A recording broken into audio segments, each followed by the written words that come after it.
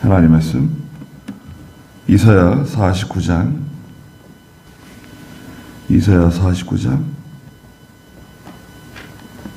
8절입니다.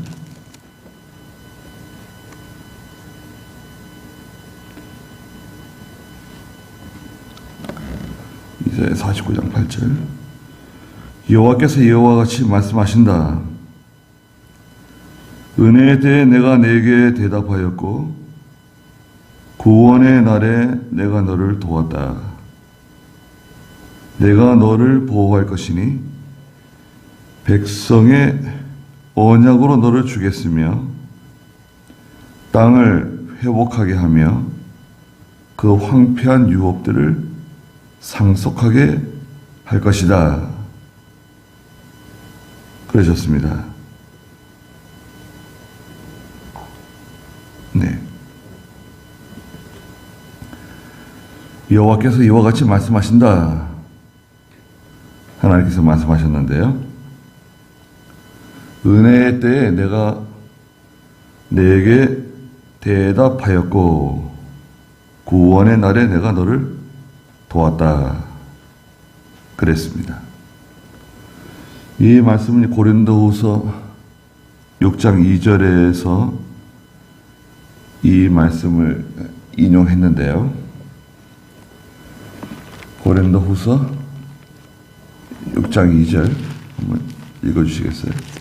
말씀하시기를 은혜를 베풀 때에 내가 너를 듣고 구원의 날에 너를 도왔다 라고 하셨다. 보아라, 지금은 은혜 받을 만한 때요, 지금은 구원의 날이다. 네, 지금이 바로 은혜 받을 만한 때요, 지금이 구원의 날이라고 말씀하셨습니다.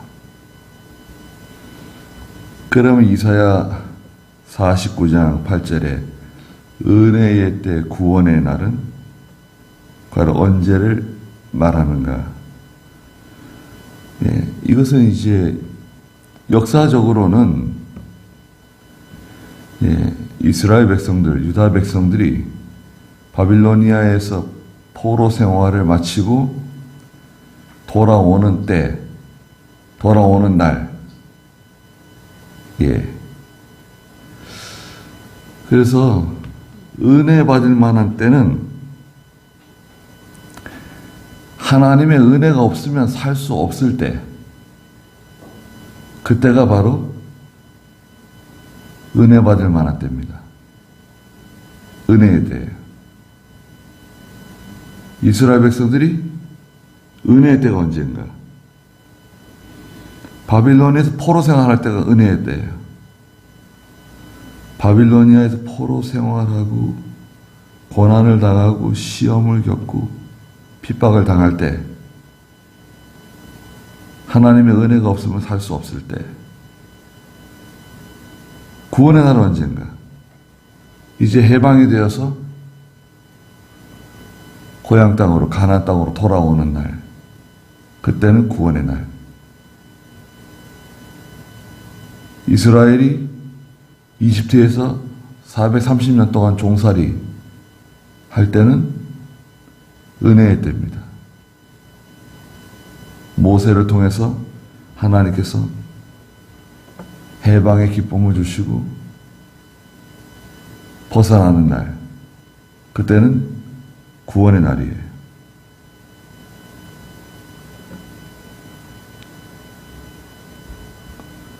은혜의 날, 은혜의 때. 야곱이 야복강에서 형 에서가 400명을 데리고 온다는 말을 듣고 하나님께 부르짖으며 기도하는 때, 그때는 은혜의 때입니다. 하나님께 매달리고 있어요. 부르짖어요. 그리고 에서와 화목하게 되는 날, 그때 에서가 야곱을 품어주고 서로 화목할 때, 그때는 구원의 날입니다. 요셉은 보디발의 집에서 고생하고 모함을 당하고 감옥에 갇히고, 그때는 요셉에게 은혜의 때고요. 하나님께서 요셉을 이집트의 총리로 세워주셨을 때, 그때는 요셉에게 구원의 날이죠. 은혜의 때는 하나님의 은혜가 없으면 살 수 없을 때, 그때가 바로 은혜의 때입니다. 영적으로는 다 신약시대를 말해요. 은혜의 때, 구원의 날은 예수 그리스도께서 오신 이 신약시대가 바로 고린도후서 6장 2절에서 말한 것처럼 지금이 바로 은혜의 때고 구원의 날이에요. 신약시대입니다. 은혜의 때에 내가 내게 대답하였고, 은혜의 때는 성도들이 하나님께 부르짖는 때예요. 네. 그 욥기서에 있는 것처럼 간절한 탄식이 나오는 때, 그때가 은혜의 때죠. 하나님께 부르짖는 때예요. 구원의 날에 내가 너를 도왔다. 하나님께서 구원해 주시는 날이 찾아와요. 건져 주시는 날이 찾아옵니다. 반드시 하나님 건져 주세요. 구원해 주세요. 내가 너를 보호할 것이니 백성의 언약으로 너를 주겠으며, 내가 너를 보호해 준다. 나는 누군가요? 내가 너를 보호해 주겠다. 나는 장차 오실 메시아 되시는 그리스도세요. 예수님이세요. 예수님께서 이스라엘을 보호해 주시고 오늘 저희들을 보호해 주시는 겁니다. 백성의 언약으로 너를 주겠으며, 백성의 언약은 언약의 중보자를 가르쳐요.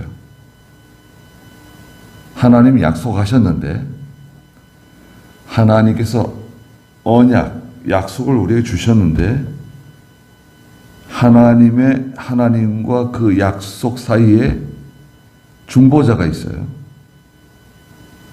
그 약속이 이루어지도록, 그 약속이 확실하게 이루어지도록 하시는 분. 히브리서 8장 6절에 언약의 중보자. 언약의 중보자를 누구 세우셨습니까? 히브리 8장 6절. 그러나 이제 그분은 더 뛰어난 직분을 얻으셨으니 그분은 과연 더 좋은 약속 위에 세워진 더 좋은 언약의 중보자이시다. 네. 하나님께서 율법을 주실 때 시내산에서요, 중보자가 누구였습니까? 모세였죠. 모세라는 사람을 율법의 중보자로 세우셨어요. 그리고 다시 더 좋은 언약의 중보자가 있어요. 더 좋은 언약은 무엇인가? 복음이죠. 복음의 중보자이신 예수 그리스도를 더 뛰어난 직분으로 우리에게 주셨습니다. 백성의 언약으로 너를 주겠다. 하나님의 약속이 반드시 이루어진다는 거예요. 그대로 된다는 겁니다. 은혜의 때에 응답해 주시고 구원의 날에 저희를 구원해 주시는 겁니다. 누가 중보자가 되시는가? 예수 그리스도가 중보자가 되어주세요. 땅을 회복하게 하며 그 황폐한 유업들을 상속하게 할 것이다. 네. 땅은 이 죄악이 가득한 땅이에요. 땅은 이 사람들, 백성들, 민족들, 족속들, 땅은 불신앙의 세계입니다. 하나님의 말씀을 잘 인정하지 않고 받아들이지 않지만 그리스도를 통해서 회복시켜 주신다는 거예요. 예수님께서 세상에 오셔가지고요, 제자들을 택하셨습니다. 캄캄한 가운데 빛이 왔어요. 제자들을 12명을 택하셨죠. 사도들입니다. 그 중에 하나 가룟유다는 떨어져 나가고 그 자리를 이방인의 사도로 부르신 사도 바울이 그 자리를 차지하게 되죠. 그 12사도가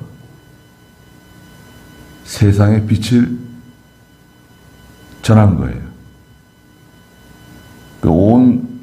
온 세상에 온 세상에 복음이 퍼진 겁니다. 빛이 퍼진 거예요. 12사람. 그 12사람으로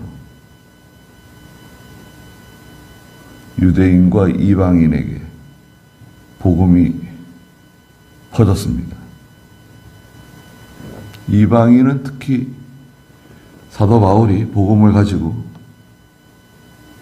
아시아와 유럽에 복음을 전했죠.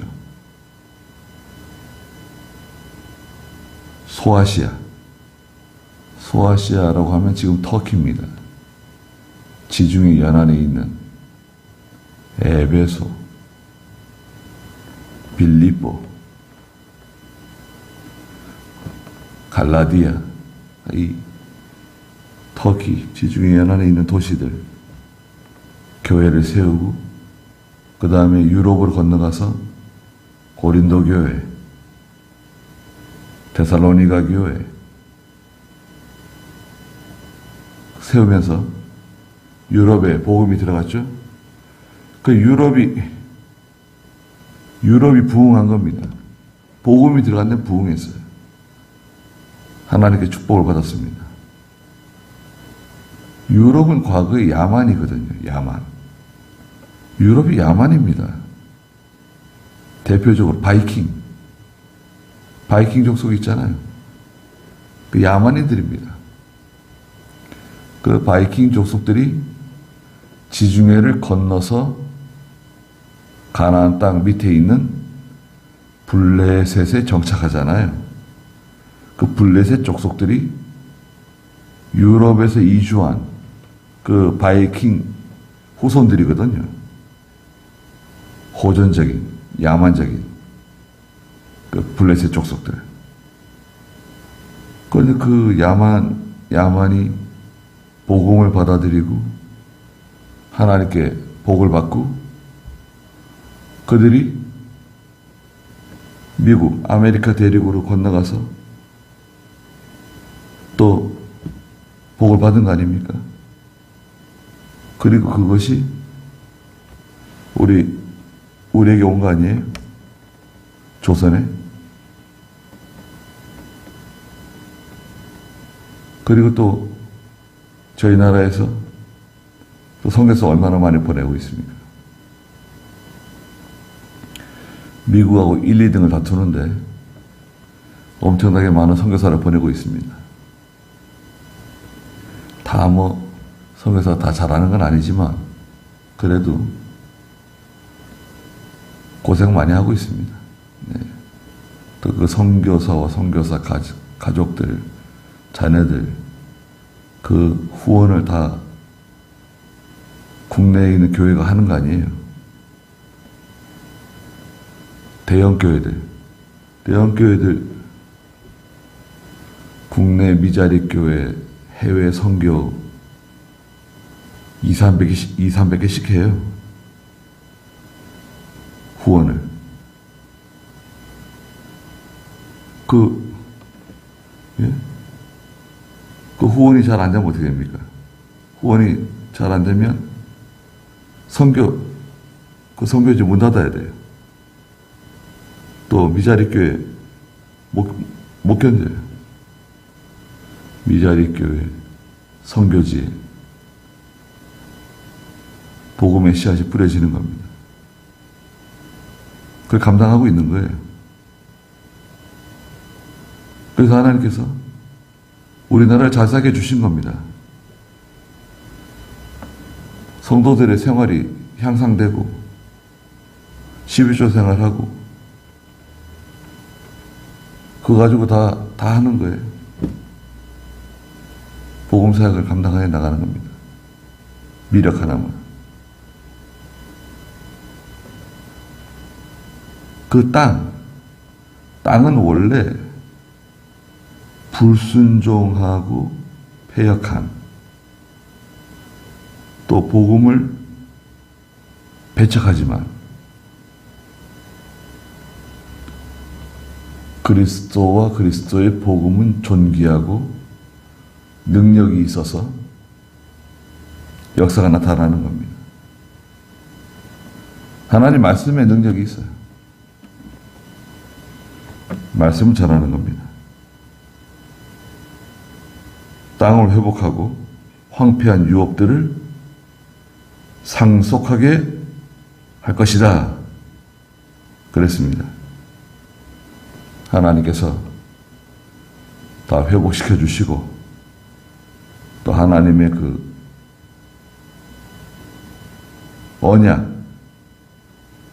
언약이 이루어지도록 약속이 이루어지도록 도와주십니다. 9절에 잡혀있는 자에게는 나와라 말씀하시고요. 어둠에 있는 자에게는 나타나라 말할 것이다. 그랬습니다. 잡혀있는 자, 마귀와 이 죄악의 사슬에 얽매여 있는 사람 잡혀 있어요. 그 벗어나기가 참 힘듭니다. 그 죄의 그 악습, 그게 우리 몸에 들어오면 그 못된 그 습성이 잘 빠져나가질 않아요. 그 약으로 잘 치료가 잘 되지 않고 중독돼, 중독. 담배의 중독, 알코올의 중독, 마약의 중독, 게임의 중독. 중독되는 거예요. 중독이 되면 그거 말고도 죄가 많잖아요. 죄에 그냥 중독, 오염이 되면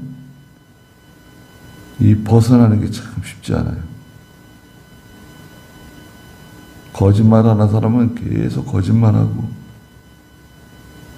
게으른 사람은 계속 게으르고 음행하는 사람은 계속 음행하고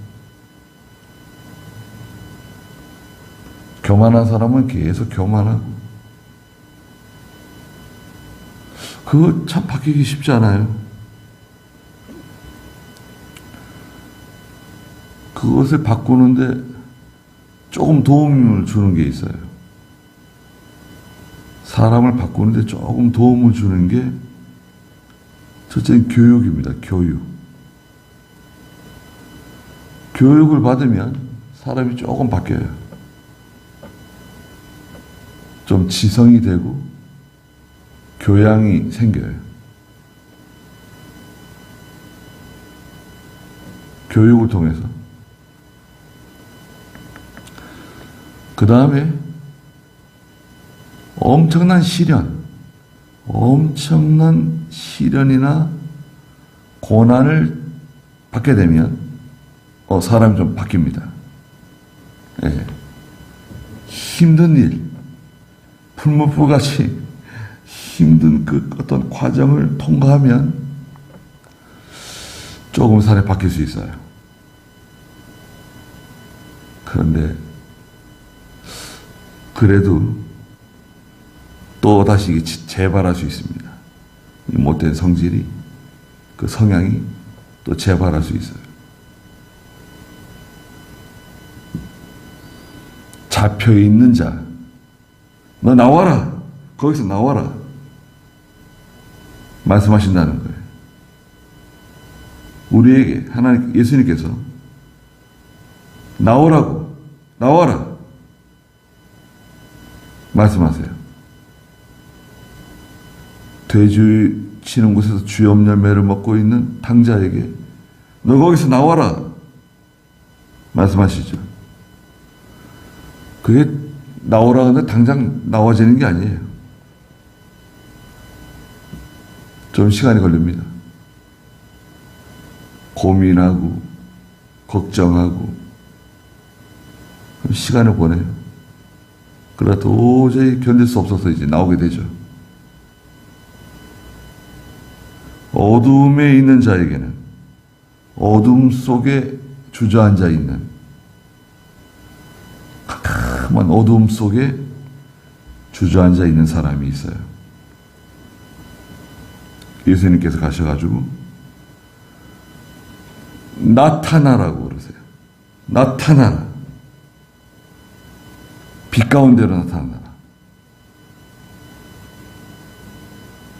어둠 속에 있는 사람에게 예수님께서 자유를 주세요. 자유. 어둠 속에서 나오는 게 아닙니다. 어둠 속에서는 나오기 힘들어요. 나타나래요. 나타나라. 어떻게 나타나는가? 어둠이 물러가죠.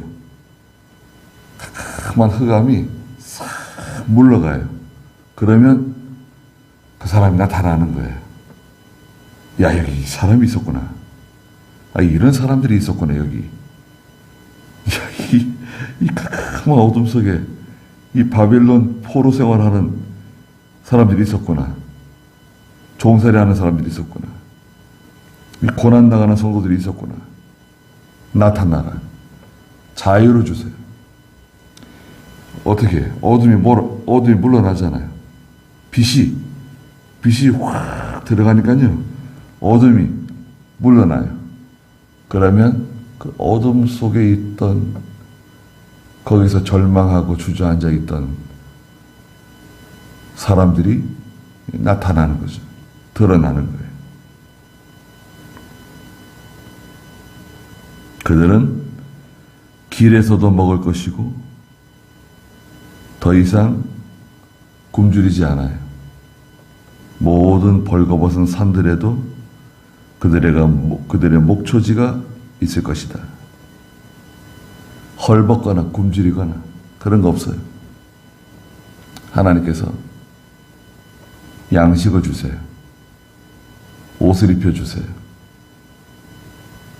옷은 그리스도 예수의 옷이고 양식은 신령한 하나님의 말씀이에요.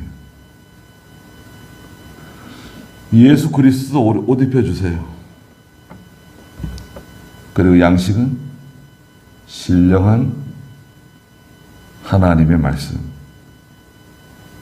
영적인 양식. 성도는 주일학생이든 나이가 많은 노인이든 남녀노소 유무식을 불론하고 하나님의 영적인 양식을 먹어야 돼요. 하나님의 말씀을 먹어야 돼요. 말씀을 먹으면 굶주리지 않아요. 목마르지 않아요. 그 말씀을 먹지 못하게 되면 영적인 기갈, 영적인 기근을 만나게 돼요. 뭔가 잔뜩 많이 먹은 것 같은데 예배당에 가서 뭔가 아주 신선하고 상쾌한 뭔가 마른 것을 먹은 것 같은데 계속 이 허기가 지네요. 답답하네요. 갈증이 있네요. 그건 양식이 아니에요. 양식을 먹은 게 아니에요. 양식을 먹은 것처럼, 물을 마신 것처럼 느껴지게 하는 거예요. 가짜예요, 가짜. 가짜 양식을 먹은 거예요. 가짜 음료를 마신 거예요.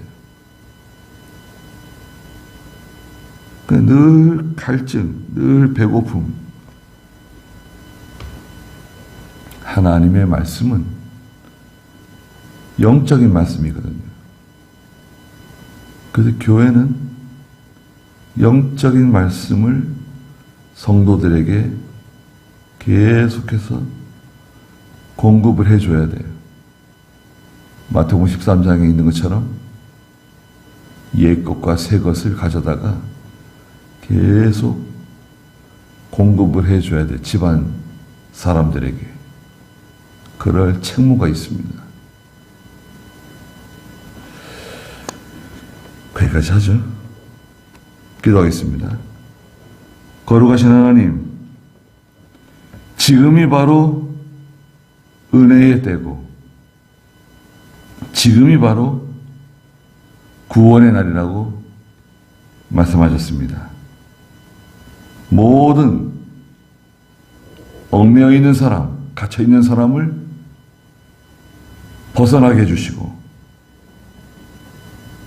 그 족쇄를 풀어주시고 죄와 사망의 마귀의 사슬에서 벗어나 진정한 기쁨과 자유를 주시고 어둠 속에 갇혀있는 사람들, 그 어둠을 다 몰아내 주셔서 그들이 나타나고 살아나게 해주신 하나님, 자유를 주신 하나님, 저희들에게도 이런 귀한 은혜를 베풀어 주신 것을 감사드립니다.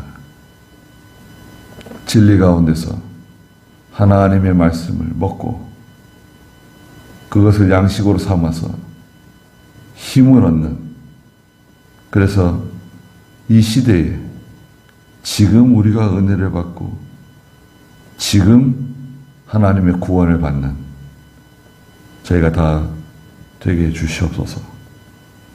귀한 하루 주셨사오니 하나님께서 함께 해주시고 저희들을 보호해 주시옵소서. 예수님의 이름으로 기도드리옵나이다. 아멘.